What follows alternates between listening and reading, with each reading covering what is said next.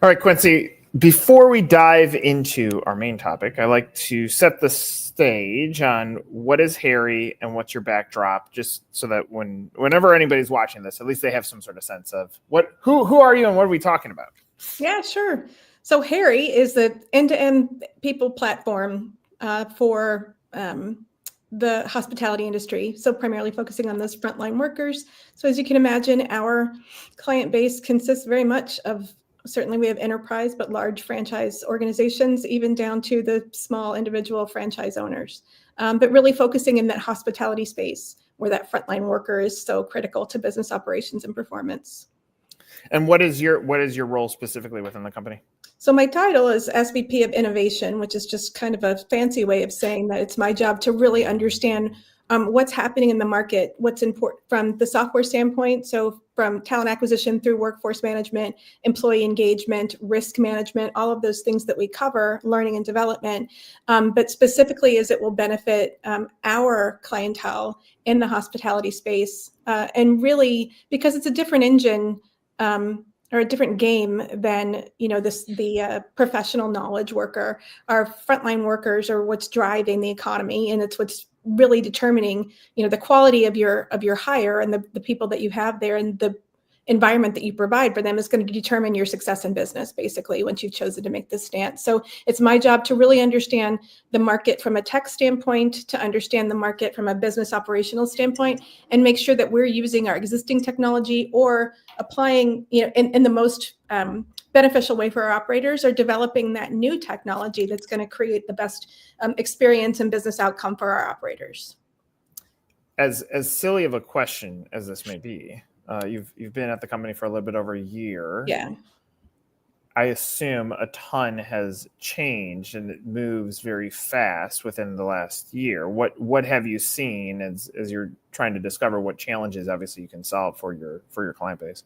Well, I think so. There's a couple ways to approach that. So the big picture issues, the huge ones, don't really change. I mean, our clients are trying to provide, they're trying to hire in markets where it's difficult to identify who the best and most appropriate people to hire are. And we think that's gotten easier. Conventional wisdom would say that's gotten easier with technology, but in some ways it's gotten harder because you have access to a bigger pool. How to keep people there and keep them happy, how to best operationalize with, these wage pressures that we're having, labor issues that we're having, big regulatory changes and issues that are there. So it's how do I still, but at the core of it, it's really still how do I provide the best guest experience so that I can drive my sales and revenue where they need to go so I can make money. And by the way, do so in a way that provides the right environment for the people that work for me. And some of those things, the wage pressures and some of the regulatory environment has certainly gotten much more difficult over the past year. But the big picture is kind of the same.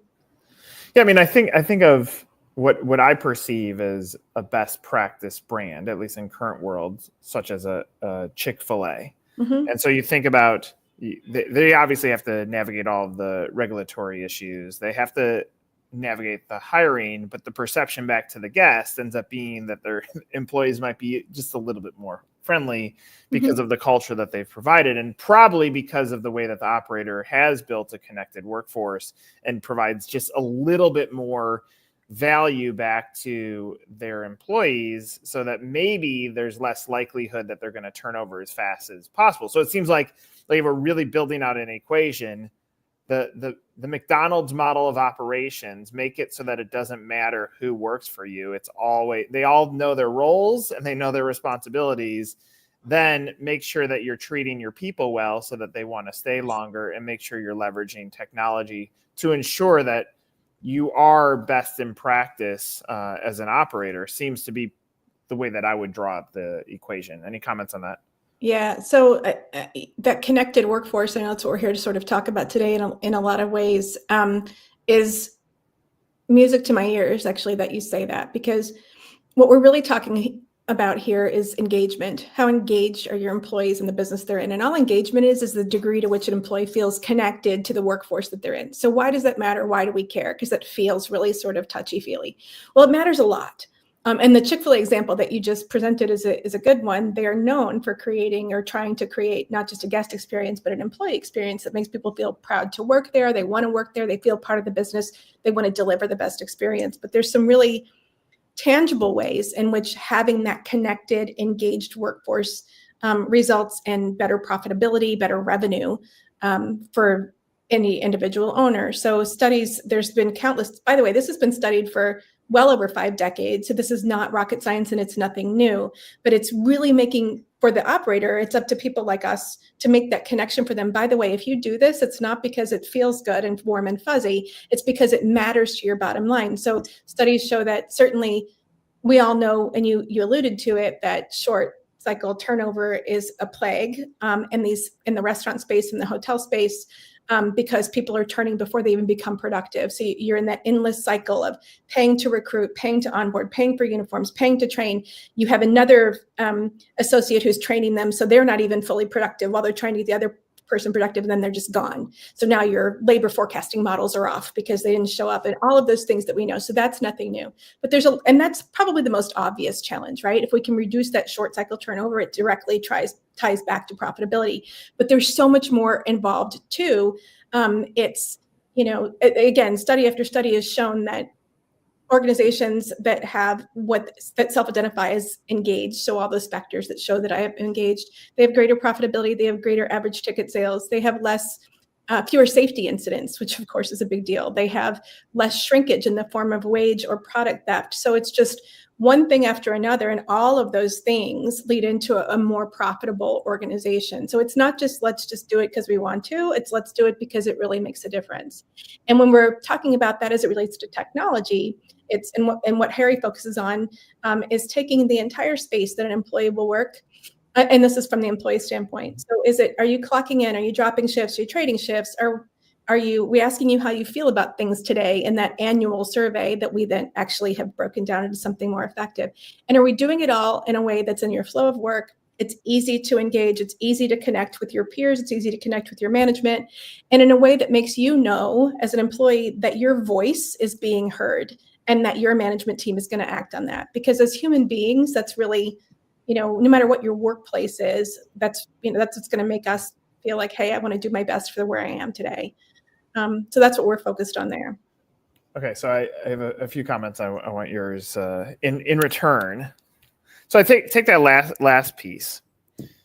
The technology side of connecting the employee seems to be an investment that's worthwhile, because if you're giving them the tools, automating the tools and processes to make them feel like they have a voice, that wins. That's right. I flip to the first part of what you talked about, and I could go back to the start of our conversation. If we're talking about the increasing costs of labor and operators reluctant, and I understand why, reluctant to pay them more. So put that over here. So I'm reluctant to increase their salary. In this bucket, though, because of the quick turnover and everything you just said, from finding, onboarding, training, uniforms, etc., if we just looked at that as a line item on the P&L, it's going to be a lot of money that if we would have just paid them more in the first place, we may have solved that. And then the other thing that I think is like important, if I really think about employee turnover, and that could be for my company, your company, or for a multi-unit operator, or just a pure restaurant operator, there's still a lot of consistency. Is I'll quit because I'm not getting the opportunity that I want, I'm not making the money that I want, or I don't like my boss, or I'm not feeling engaged, right? What else? So there's more than that. Yeah. So it's interesting that you say that. So that's what I would have said. Okay, I still say that.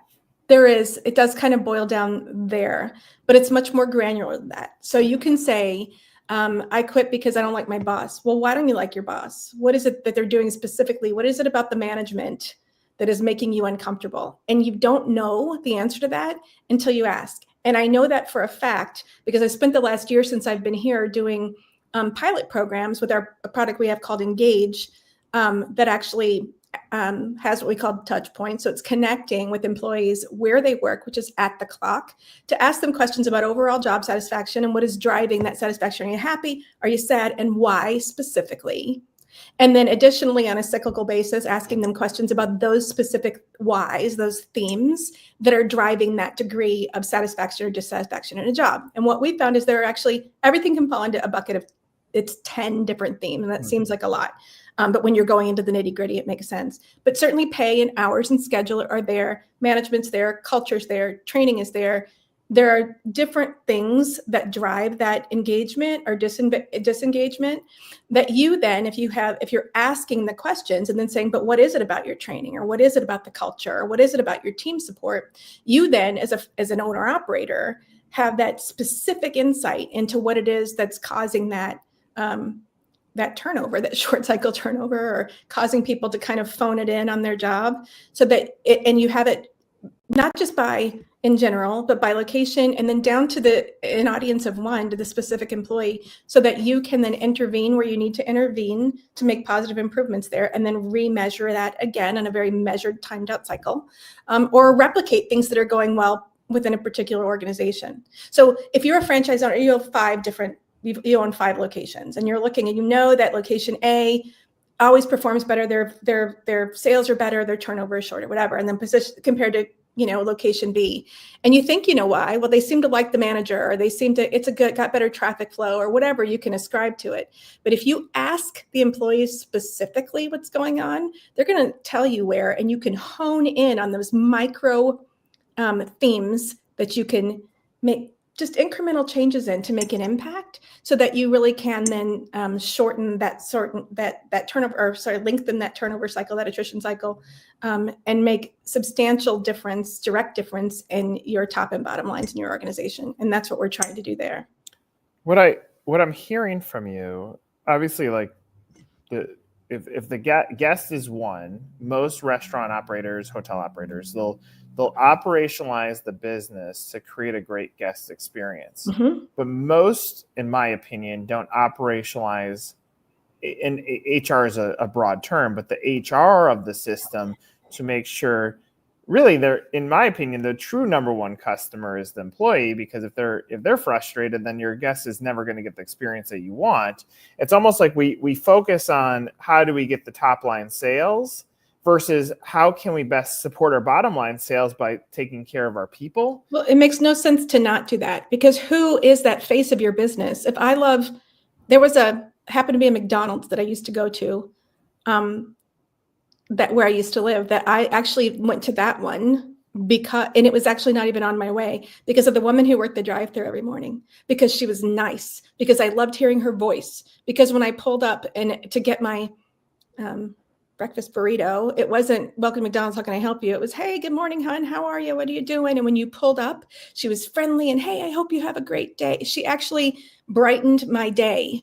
So I went there because of that. The question is, how do you get her to feel so enthused? Now, some of that just because that's how some people are, mm-hmm. But she was happy to be at her job. So even if she showed up on time, and even if she showed up every day, and it wasn't an issue, she wasn't phoning in her job. She lived it, she felt it. She felt the brand that they wanted to actually put out there to the market.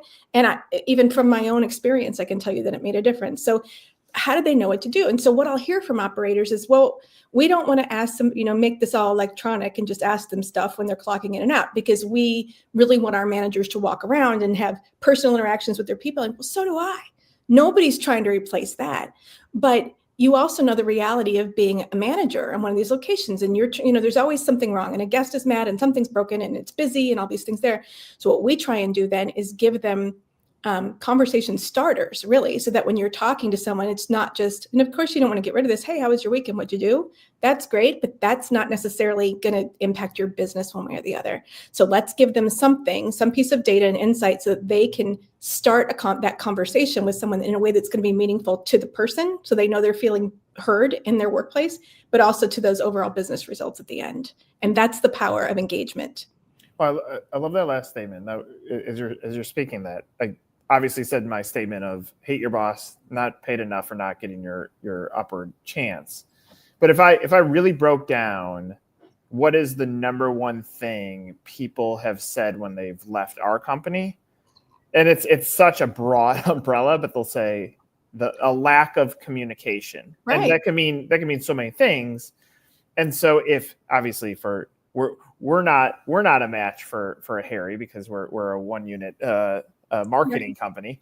But like, if we had something that supplemented the busy days, even if it's our best intention to find a way to communicate, sometimes the busiest of days, we're failing to we might hear a complaint from a coworker, but we're not listening to it. And so if there's a supplementary tool that helps back that up, it's exactly what you're saying. That's a problem that you're solving, and if we can solve that, it's going to impact your bottom line tremendously, because even if you have to hire one less person for the next 12 months, that's more money that drops to your bottom line.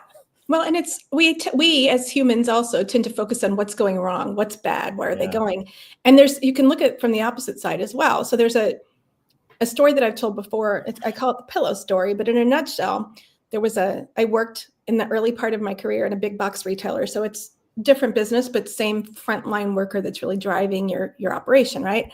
And there was a guy who, by all intents and purposes, would seem, he was an above average performer. He was never late. He was very dependable. He was really, really good.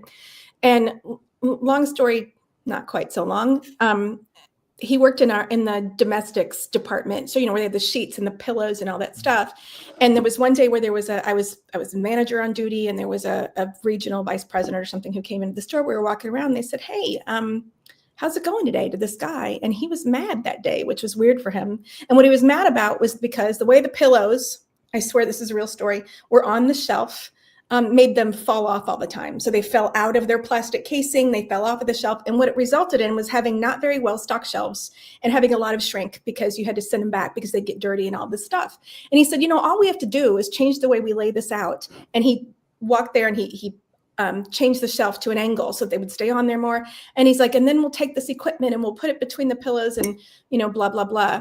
Long story short, that manager or that vice president had a light bulb go off in his head. Within a matter of just a few short weeks, he had made a mandate that everyone had to change the layout of what was on their shelves. And at the end of the year, the guy ended up with on stage at our annual managers meeting with 5,000 people in a convention center. Because that idea that he had was literally had a 7-figure impact, because they were able to say we had more in stock, there was more to sell, it impacted sales, it impacted profitability, because someone asked him.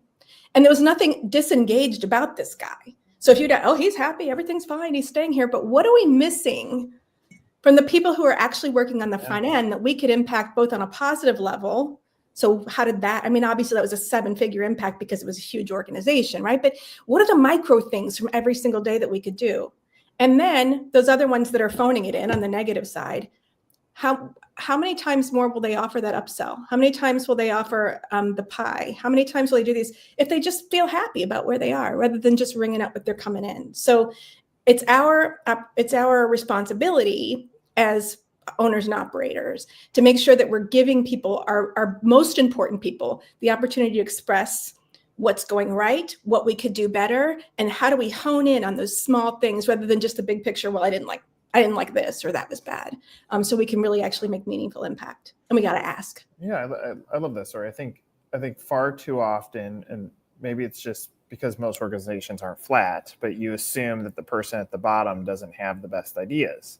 And if you can open up your ears and listen to those that have the best ideas, it might not be the VP in the ivory tower. It might be someone down below. I don't know. Have you ever heard the Tabasco story?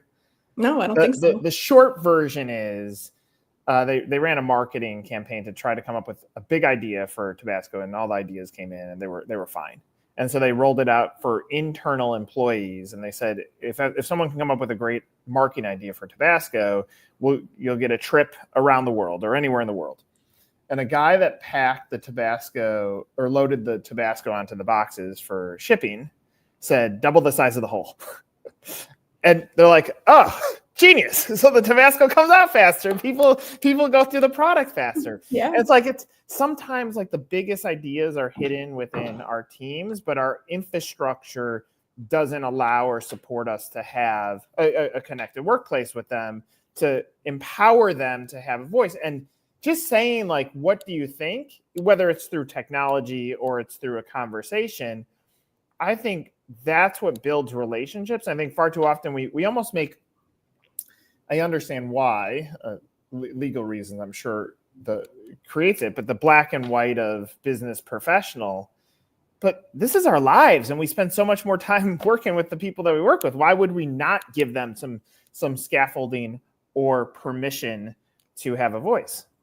Right. And so that's an extreme example, right? But think of that just on a small level within your own business every single day. And it's like I said, if people feel like they are being valued and they're being asked and then actions being taken based on that about things that impact their work specifically. Like I can think my manager is the nicest guy in the world, but if he's not doing anything to impact my work specifically or what's bothering me or what could be better for me, then I'm not as likely to, hey, he's a nice guy, I might invite him to my wedding, but doesn't mean I want to stay and work for him, right?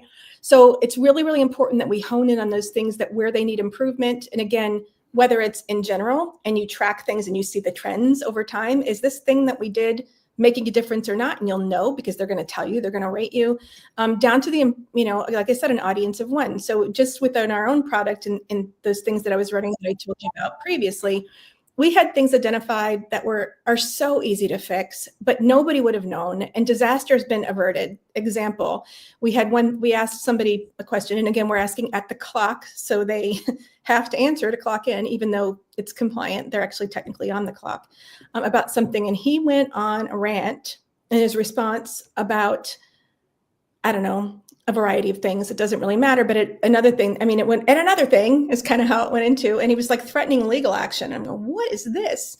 And I brought it to the attention of the owner, and they addressed it. And all it turned out to be is this guy was really frustrated because he needed another trash bin at his workspace because he was responsible for cleaning things up, and there was only one, and it was at a different workstation. So if we could just add one or two more trash bins, he'd be happy. He was going to quit. He was going to sue over something unrelated, and it enabled them to say, what is this about? Have the conversation. And the guy still works there today. And because they added a trash can or another trash related one, there was a girl who said, every time I close at night and I take the trash out, the door locks behind me and I'm locked out and I don't feel safe. Well, she brought it up, but not to the right person. Everybody has different, oh yeah, okay, I'll say something and they forget about it. How easy was that to fix? And that's a really big issue because she felt unsafe, rightfully so, locked out of her workspace at a dumpster and having to get back in, but just didn't get to the right person. So providing this mechanism of really easy things to connect, how valued do you think she felt getting locked out every night and nobody did anything about it? And how much of an impact do you think that had when they said, we heard you, we're fixing this, you're really important to us? And if you go back to those things that I said before about, it's study after study after study, showing you have greater profitability, again, fewer safety incidents because you're paying more attention, less shrinkage in wage and product theft, greater top line sales, less absenteeism, less tardiness. Every single one of those things can be addressed and will ease pretty easily and can impact your bottom line. So I don't know why you wouldn't. I love that statement. Out of curiosity, how often still now, like Harri goes in place, it's providing these insights. How often does the operator or the leadership, they put it in place, the words are there and they don't react to it. And you just want to shake them and say, guys, it's all right here. Does that still happen? And how does that get solved in the future? Well, it can happen, and it does happen some. So it depends on who has purview and who's looking at it. So it's really important because your line managers are the ones who are probably going to have these conversations, right? And it's really important that they're the ones who are looking at that information as it comes in on a semi-regular basis. So when we implement, we're guiding them and consulting with them. You need to look at this, at least once a week, log in and have a look and see what's happening. Equally important is now we're sending out a push notification to their email saying, hey, here's a summary of what's happening. So that will sort of give them a click to log in. Because to be fair, they may be your operators may be logging in to create a schedule, but it doesn't mean they're logging in to look at a job satisfaction or a sentiment dashboard, right? So we want to, and nor should they have to think about that all the time. So we want to help them. So here, click here, you'll log right in. Here's your summary. But they have businesses to run. So if I'm a cafe manager, I don't have time to do this stuff. What do I do? Doesn't mean they're not having conversations. They just don't have time to analyze what theirs. So we're helping them spur that along. What's really, really important though, is that now there's a secondary level of oversight. So you have that manager who has purview into what they can see for their store. But if you are a franchise owner, or you're some level of leadership in an organization, and HR leadership for a larger franchise organization, you now have your own dashboard where you can look in where it's saying, hey, this one looks fine, but these are in the green, these are in the red. You have an issue there. So you can direct that higher level of oversight as well. So they can hone in just in those places where you may have a problem, or like I'd said before, where things are going exceptionally well on a regular basis, so that they can then see what's going on there and replicate it. So it's that two factor. If they're not looking because they ran out of time, we're trying to help them now by notifying them. And then also that higher level as well, where they can actually see with their premium product, all of their locations on one screen. So they can see, okay, here's your average. These are consistently above. These may need some attention, and let's see why. And then actually drill in again down to that individual employee and see where the issues may lie. The stories you've shared with me today, in my opinion, are games of inches. It's not like you have to move mountains here. When you start getting this data, is it that simple that sometimes like the problem is very small, but the mountain could be quite large in return by solving these tiny little issues? Yeah, I think you hit the nail on the head. That's completely true, especially where there are trends. So if one person is having an issue with something, I'm not saying their issue isn't valid. I'm saying it's one person. If you're seeing a trend, if you have 30 employees at your store and 15 of them or 18 of them are rating you on a scale of 1 to 5, you're getting rated a 1 or a 2, which is on the lowest end for the same thing over and over, it's incumbent upon you to make a difference there. And when you're moving the needle in little ways, it can make all the difference in someone's life. I mean, how often have all of us quit a job at some point in time, quite frankly, because of the straw that broke the camel's back? What if you can take the straw away, and you get to keep them more, and then they're going to stay longer while you're continuing to upskill them, while you're continuing to help them hone their skills and providing a best experience, while you're continuing to do all these things. So yeah, it can definitely be a game of inches, but you can't do it if you don't have the information, if you're just guessing. Well, I think it's because of this. We'll find out for sure. Well, take your McDonald's story too. I think that when you think about a game of inches, you have a lady that's welcoming to you, and of course, when you tell that story, and I'm sure anybody that listens to this, their brain can go to a story where they felt the same way. There's a place in Chicago called Stan's Donuts. I walk in, and he goes, "Good morning, Nick," and it just feels nice. Like it warms me up just saying it, because it doesn't happen. Right? Sometimes you want to go where everybody knows your name, right? That's right. It makes a difference. Yeah, and so if you can gain insights on your high performers too, your engaged employees, and push them in a positive way to have influence, then it also protects the toxic workforce too. It does. And that's important to think of too. So it doesn't have to always be business. So you certainly want to know, and what I mean is like very serious, like what is it about your manager that you like or don't like, right? We have customers, and we're encouraging them to use it for fun too. So ask something about, I'll just use a McDonald's example again. They had this Grandma McFlurry last summer, which is a weird name. But we had one of our franchise owners say, hey, have you tried this yet? What do you think of it? And it's just, sad face or vomit face up to, happy, thrilled face or whatever. It's just kind of fun. I mean, if you're starting your day that way, it's like, oh man, this is cool, or this is weird. We've had other franchisees identify people who might want to be a shift leader or elevate up that they never knew before, because they're quiet and they come in and they do their job. And we all know that the squeaky wheel or the outgoing or the, whatever, they're the ones who get the most attention. Well, what if you have a really good performer that just kind of lies under the radar? We've had customers who've identified people for a leadership bench that they wouldn't have known. But I mean, there's so many things. If you're welcoming, you're brand new, it's your first day. What if you open up, your first day, you go to clock in and there's a quick video of all your coworkers standing there behind the counter going, we're so glad you're here. How does that impact your overall demeanor and your commitment to the organization that you work with? So it's making it fun. Again, it's connecting. It's doing within the flow of work they're in anyway. So we're not asking them to download it something different and go somewhere different.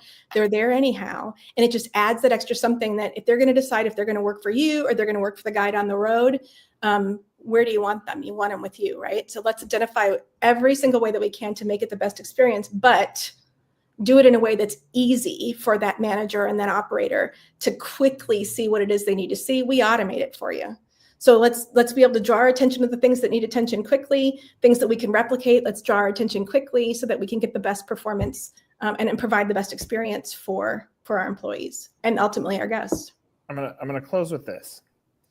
clearly you're a jazzed up, happy human. I can see it in the way that, and you're excited about this topic. I'm excited about this topic. My whole career has revolved, or most of my career, around this worker, that frontline worker that drives our economy, which we saw at no time more clearly than during the pandemic. So let's provide them with what we need to make sure our businesses are optimized. How with your career and all of this getting connected, your personal happiness, you as a human, your impact at Harri, and now the research and all the insights, how does this translate back over to the tech, or how fast does it translate over to the technology, or does it take time to process and say, hey guys, here's a new insight in the ever-changing, economic or employee climate? I mean, so we monitor it regularly. So they can see down to the micro level of the single location. They can see it instantly. They'll see it there. As we take those insights and we constantly analyze what we're seeing coming back with, we're making incremental product improvements all the time. And then we have big product improvements. So what else is fun at work? Gamification, right? So our next big thing that will be coming out next year is around a rewards and recognition engine. How can we gamify this? Hey, our operational goal is to have our drive-through time at X number of seconds. Let's gamify that and say, hey, you won, you did this, you're a leaderboard, provide like points or coins, and that they can then cash in for real rewards there. So let's make that fun. Let's make it feel like you're playing something at home, but you're doing it at work too. So it's gathering all of those insights and then quickly iterating on the product to make sure that we're addressing those needs that are most important to the employee, that will have the most impact on the business location and their overall performance. Love it. Well, Quincy, I could talk to you for another 2 hours about this topic. I love it because it's so important for all businesses, not just at a multi-unit operational standpoint for hospitality, but it's such an important conversation. I'm grateful that you shared some of it with me today, and I hope this isn't the last time that we talk about this. Thanks for the opportunity. Very enjoyable. I too could talk about this all day in case you couldn't tell. So yeah, I love it. I'll stop talking now, but happy to discuss it anytime you want. I love it. Quincy, thanks for doing this. For Quincy, I'm Nick. This was another episode of Meet the Supplier.